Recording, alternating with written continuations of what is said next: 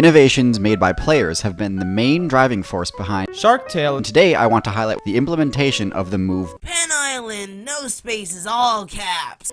There's actually a debate on which guilds can take credit for pioneering this move, but there's a question that one of the first to really perfect it to the point of being meta-defining were none other than Pen Island, no spaces, all caps. And since then, they've been holding on to that top spot tighter than Ice Climber players hold on to the Wobbling Victim.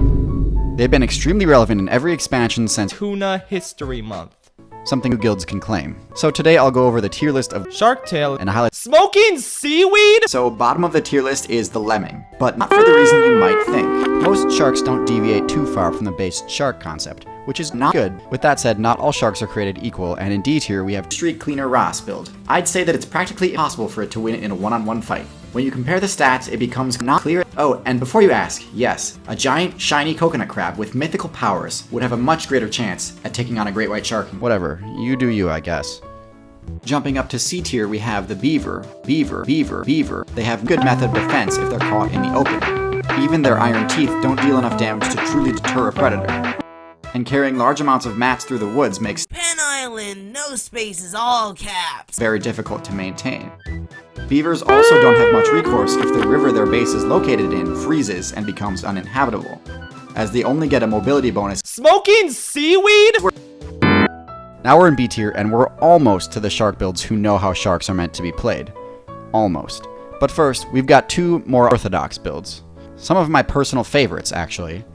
The first is a shark who decided that, despite being one of the largest of its kind, it would attack the smallest of builds in the game, the Cookie Shark. Cookie sharks are unorthodox in that instead of going for the predator playstyle, they function as a parasite. They simply latch onto a whale or other massive player, and by twisting themselves back and forth, they What? In B+ tier, we have a shark which uses one of the only stun moves seen in the entire game, the shark. Attacking a shark is difficult, and due to their advanced evasion and diversion tactics, you have to be fast, lucky, or clever in order to even catch a single fish. That is, unless you can hit them with a flashbang, which is essentially what Thresher Sharks do. Thresher Sharks have Pen Island, no spaces, all caps. as long as the rest of their body, and they use them as a whip, creating shockwaves which stun small groups of fish, negating their normally excellent evasion abilities. They do all of this without deviating too far from the great base stats of the shark build, so they retain mobility and attack power while wielding this weapon. In A tier, we finally get to those famous core shark builds everyone fears. Similar to actual tigers, the main strategy of a tiger shark is Smoking seaweed? on the opposite end of the spectrum from this strategy, we have shark. At the top of A tier, we have the bull shark, which has now unique and powerful abilities. The first is that they have the bite force of any shark. And here we are, the head honchos of the shark guild. There's two builds here that occupy low S tier, and honestly I can't place one above the other, they're both Smoking seaweed? So that's the tier list for the sharks.